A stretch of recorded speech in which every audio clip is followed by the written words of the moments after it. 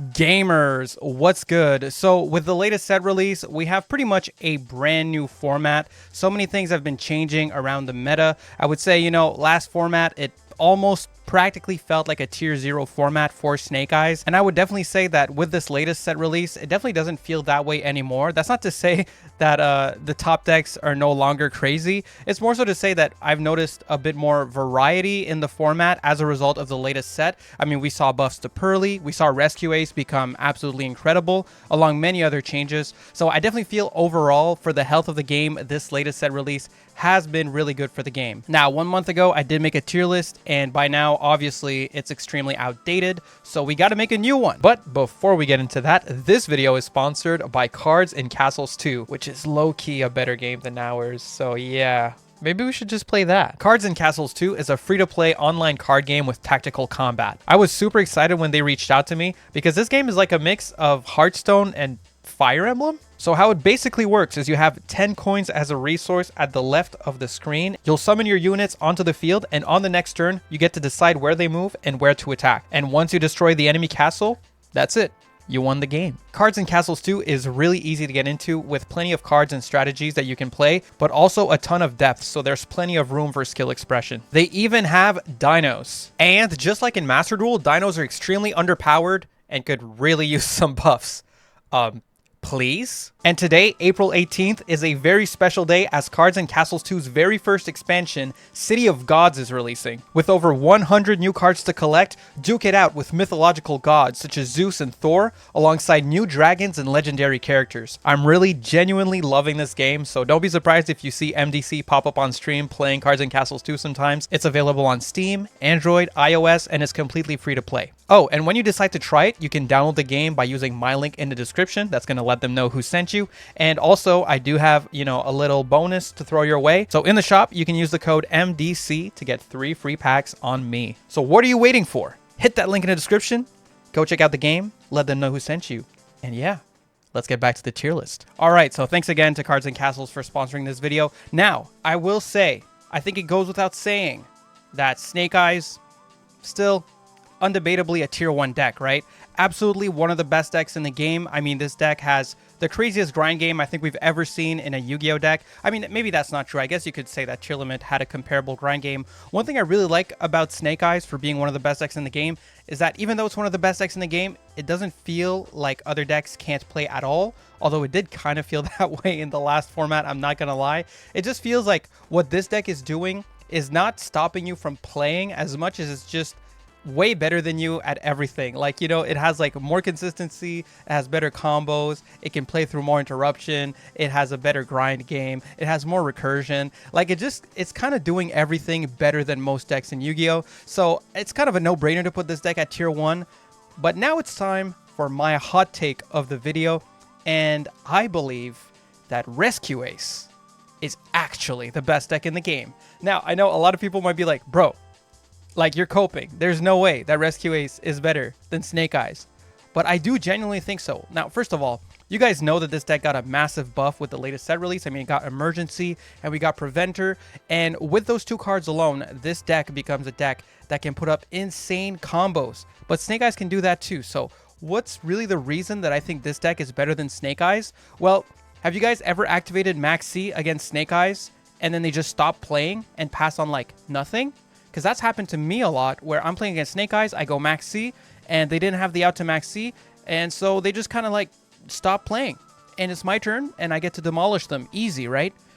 Not really the case with Rescue Ace. Rescue Ace really doesn't care very much about Max C. This deck, if you decide to Max C them, they can just go, oh, okay, so I'll just never mind my insane combo line I was about to do, and instead, I'm just going to set up like a Turbulence, set 4 back row. On your turn, I'll just rescue my Hydrant, and there you go. I have like my full power 4 interruption board, and setting up 4 interruption into Max C is kind of insane, honestly. So I definitely feel like you can't sleep on this deck, and that's not even the only play they have into Max C. I'm personally the kind of player that's very happy to pass with nothing at all on board other than maybe some set back row and just go Impulse on opponent's turn. Impulse can activate from hand, special summon, any Rescue Ace I want from my deck. And, from there, we're doing pretty good. We're doing pretty well. So, yeah, personally, I feel like Rescue Ace in a format where Maxi is the most popular card is just kind of a no-brainer as the best deck. Now that it has the consistency, the ability to play through Interruption, the insane combos, and the ability, unlike Snake Eyes, to play really, really well into Max C. And so I would consider the tier 1 to be only Rescue Ace and Snake Eyes. Now, do I think this deck is vastly superior to Snake Eyes? Not really. I think it's debatable. I can understand some arguments for this deck being better. To me, it just feels like you really can't make an argument that outweighs playing well into Max C because literally everyone is playing it. But to be fair, like this deck does set up a more oppressive board, and I'd say this deck loses a bit harder than Snake Eyes into back row. So, there are arguments to be made here. I'm not saying, my word is law or anything, but I feel like Rescue Ace is better. So anyway, we're going to start off here with a deck that I think I underestimated on previous tier lists. And I have two for these, but I guess I can just include one of them. So Infern Noy, I put in Rogue in my last tier list, and I kind of changed my mind about that. I think Infern Noy with Makonko is super crazy. I actually have both Makonko and Infern Noy here, but this inclusion is really just a mix of them both. I think it's tier 3. I think it's a really crazy combo deck. The thing about the Makonko cards is like, if they do their basic Infern Noy line, set up a bunch of interruption, and then have like 1 or 2 Makonkos that are indestructible, it becomes really, really hard to play, right? Because you'll waste all your resources on outing the Infern Noy stuff, and then you just have these 2 random Makonkos that can't be targeted. You can't out them. And then on their turn, they're just going to swing into whatever you made and just win the game right there. And going second, it's almost the opposite. It's like, if they're going second, they're going to make you waste all your resources on their, like, easy Makonko plays that are pretty, like, low resource plays that are very, very high impact. So you kind of have to interrupt their Makonko plays. And then once you wasted all your interruption on Makonko, they can just do weird like Infern Noy stuff and completely blow you out. So I think this deck is really, really solid. I'm going to be putting it at tier 3. I still don't think it's like one of the best decks in the game or anything like that, but I definitely underestimated it on my last tier list. Moving on, we're going to go for heroes. And I think heroes are Rogue. I think they're Rogue, but I think they're really good. They have crazy one-card combos. They do have pretty significant choke points, but all in all, I mean, the boards that Hero sets up are crazy. They do lose pretty hard to big blowouts, which is a big part of why I wouldn't put them much higher. But still, like, even just Darklaw alone kind of just wins this format, especially since Darklaw is a one-sided dimensional fissure. Not to mention, like, hero decks constantly are setting up Plasma, and then you have to deal with, like, Darklaw Plasma sometimes, which is just, like, stupid. Even crazy decks go in Rogue right now. Like, the format is crazy. The power level is insane. Decks that would have been Rogue before go into Playable, and decks that would be maybe a bit higher go into Rogue, right? Next up, let's do the Super Heavy Samurais. I still think what I thought last time, honestly. I think Super Heavy Samurais are just a really good Rogue deck. Like, yeah, they're a crazy combo deck, but I genuinely don't think they're as good of a combo deck as Infern Noy Makonko. I think they're a lot more exploitable, they're a lot less resilient, and they're even worse. They're a lot worse at going second. I mean, this deck is actually good at going second. This deck just isn't. It's extremely easy to beat Super Heavy Samurai when they go second. So yeah, Super Heavy is crazy. You know, the board it makes are potentially the best boards you can make in the game. Like, they really do have the most toxic combos. They really remind me of Adamantipator's back in the day. But all in all, I don't think Super Heavy Samurai is broken enough to be outside of Rogue. To me, it's the top of Rogue. And now let's do... Oh, okay. Yeah, that's a pretty good one. I think this one is also tier 3, but like the top of tier 3. Kashtira. It's been very well situated ever since Snake Eyes came out, just because, you know, Arise Heart is just really, really good into Snake Eyes. And Kashtira, you know, you can play different variants of it. A lot of people will play, you know, Kashtira with Tyr or Kashtira with the Zodiac. So it makes it a little bit hard to rank, but I'll put it at the top of tier 3. I think this deck is really, really good. It's easy to go for game. It's good at going second. Going first, it sets up the Arise Heart, which wins against a lot of decks. I will say, however, Kashtira, not quite as good anymore because Rescue Ace doesn't like care about Kashtira very much. Very, very good at stopping Kashtira. So yeah, I'll put it at top of tier 3. I still think it's a really solid option at the moment. Next up, let's do... Oh, we might as well do this. Manium. I think Manium is still a great combo deck. They got a lot of support. You know, they got more consistency thanks to the Samsara. and that's nice and all, but I still don't think it's quite as good as Super Heavy Samurai. Or, okay, I might be wrong about this. It might just be that Super Heavy Samurai is a lot easier, so more people are playing Super Heavy Samurai. But from my experience, this deck never breaks. Like, Super Heavy Samurai never breaks. Manium can break. It does sometimes break. So that's my main logic for it. I think it's worse than Super Heavy Samurai, but not by a lot, and I think they're very similar decks all in all. You know, one thing I do prefer about Manium that you could argue makes it better than Super Heavy is Manium has more outs to Max C, but also, you know, if Super Heavy Samurai doesn't draw their out to Maxi, they can just do like a Bagooska pass. And sure, that might sound like very underwhelming. Super Heavy Samurai, when they Bagooska pass, they're really usually Bagooska passing plus 2 or 3 hand traps in hand, which does make like a massive difference. This deck runs like every hand trap in the world. So like, yeah, I don't know. I think Bagooska pass in a deck with that many hand traps is a lot more scary. Next up here, let's do Pearly. I think I've been kind of... I think I've left Pearly off of the list for like 2 or 3 tier lists at this point.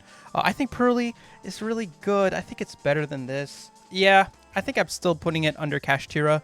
But yeah, I think Pearly, it's gotten a lot better. The E-Pearly Noir has helped this deck out tremendously, getting your X-Pearly Noir way more consistent. All in all, this deck is really nuts, but it does lose to some common hand traps, and it's pretty easy to interrupt when it's going second. However, one thing that's going for it right now is that like no one is running kaijus almost, so the odds of people outing your X-Pearly Noir are extremely low. Every time I see Pearly, it's like a jump scare, and I'm like, oh my god, I am not prepared for this matchup at all. But they still lose to Droll, they still lose to Max C.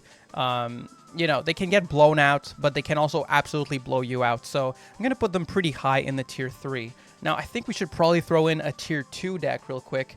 I think Labyrinth is an easy tier 2. To me, Labyrinth is definitely a top 5 deck in the game right now. And there's so many builds of Labyrinth that it's kind of hard to say what build is the best. There's just so many ways to play it. But this deck is just, for a trap deck, it's probably the best trap deck we've seen in this game in terms of just like working really well in a best of 1 format. The Arius helps with that, allowing you to activate traps on turn 0, which basically means like when you're going second, you can activate traps on your opponent's turn 1. And yeah, I mean, this deck is just really, really crazy, really oppressive, generates a lot of advantage, but it is not free. You know, there's no free wins really with Labyrinth other than if you're running the floodgates and you draw the right one at the right time. A lot of the time, you know, you got to be very calculated about your plays with Labyrinth to generate your advantage, but also like not lose control of the game. So yeah, I definitely feel like this deck, while it is really, really good, it's definitely not up here with these decks. It's a solid deck, probably not even the best in tier 2. And while we're talking about tier 2s, why not just throw in what I think is probably the highest tier 2 deck to this day still, Branded. At this point, I don't know if I'm just crazy, but like I feel like this deck just cannot die. Like it's just too perfect for best of 1 format. Like you literally, like you just can't go wrong with Branded in a best of 1 format. It's just so well equipped for a best of 1 format. Going second, it has the bestials and it has so much gas that, you know, even if your opponent like holds their interruption for your Branded fusion, you still have so many things that you can do to just like, you know, overtake your opponent going second. And going first is the same thing. Even if they Ash Branded Fusion, you have so many other plays available to you. All the new back rows that came out over time, like the trap cards and stuff like that, giving Branded a lot more control. Like boards from Branded like a year ago are like nothing compared to the boards that Branded sets up now. It's really disgusting. Not to mention, there's the Chimera version of this deck, which I think is a little unexplored. Like I think it's actually crazy how good the Chimera version of Branded is. And speaking of Chimera, actually, I completely forgot to put it on my list. So I'll just mention right now that if I put Chimera on this list, I would probably put Chimera Branded right at the same spot as Branded, and I'd put like Chimera Runic in Rogue. But anyway, let's keep going here. We have Sprite. Now, at first I was going to put Sprite in Rogue. And I know you might be looking at me like, Sprite? Sprite's been dead for ages. But no. No, I disagree. This is the freest wins in Master Duel right now. Well, you know what you do? You go second, you run Sprite, you run the Ninja Mosquito, you run a bunch of staples, and you just break the board and go for game. You don't even need to break the board because you can literally just use the Mosquito and swing into your opponent's big bodies and just win the game super easily. I have not seen any deck be as easy as Sprite to get wins. You just play blind second Sprite and you get the freest wins in the game. So at first I was going to put this in tier 3 and this in Rogue, but then I was like, you know what? There's no way This deck is definitely better than Super Heavy Samurai. Like, I will literally die on that hill. I think this deck is extremely underrated. Going second Sprite, I made a deck profile for this. You guys should check it out if you don't believe me. It's the freest wins ever. I'm serious. Next up, okay, we got to talk about this. They got the support, you know? They got all their stuff. And, yeah. They're still not rogue, man. Dinos, I'm sorry, dude. Oh, I'm sorry, bro. Maybe I'm just not good enough for you. But, yeah, Dinos just still... Like, they're extremely bricky. It's just really, really rough for Dinos out there. The support didn't do much. In retrospect, you know, after my last video on Dinos, I thought about it a bit. And I was like, you know, my Colosilad Dino build that I made with Arrowman Mike, I think that's still better than using the new support and stuff. Dinos are just not great, man. The 2-card combos and having to rely on your normal summons so much in Dinos is really, really rough in a format where decks are just at such a crazy power level and have so much recursion, so much grind game, so much consistency. Like, you just really pale in comparison. Obviously, when everything goes right, Dinos are like the best deck in Yu-Gi-Oh! Like, you know, they're explosive, they clear the board easily. All that stuff is really awesome. Misk is one of the best cards ever, but you need to actually get that, and you don't get it every game. It's extremely inconsistent, so I can't really put Dinos in Rogue. I don't feel like it makes any sense. It's definitely not on the level of these decks over here. These decks are crazy. Dinos are, like, good. They're like the gatekeepers, basically. Another deck that I would put in playable, and I would actually... Do I put it... Oh. I'm going to put it... They're more consistent, but, like... Yeah, they probably are better. We're going to put Punk / Gold Pride Punk / Kashtira Punk in playable. I don't think this deck is quite rogue, honestly. It's just not doing enough, and it doesn't really have the type of recursion that you need in a format like this, but it is still like able to establish itself, and if it does on turn 1, then odds are you're probably going to win. It also has better consistency than Dinos, even though the boards are less impressive. And going second, I would say Dinos are better, so I do think it's debatable which one of these two is better. But still, yeah, I don't really consider Punk rogue at the moment, but I do think it's almost rogue, you know? Next up, let's do Resonators / Red Dragon Archfiend. I think they do have a pretty obvious choke point with the Red Rising Dragon. Like, if you imperm the Red Rising Dragon, oftentimes it just ends their turn. So, probably in a similar spot to Heroes, where, like, going first, you know? Well, actually, going second. Well, Heroes are good at going second, too. Yeah, honestly, these two I feel are interchangeable. I think these two are pretty much the same tier.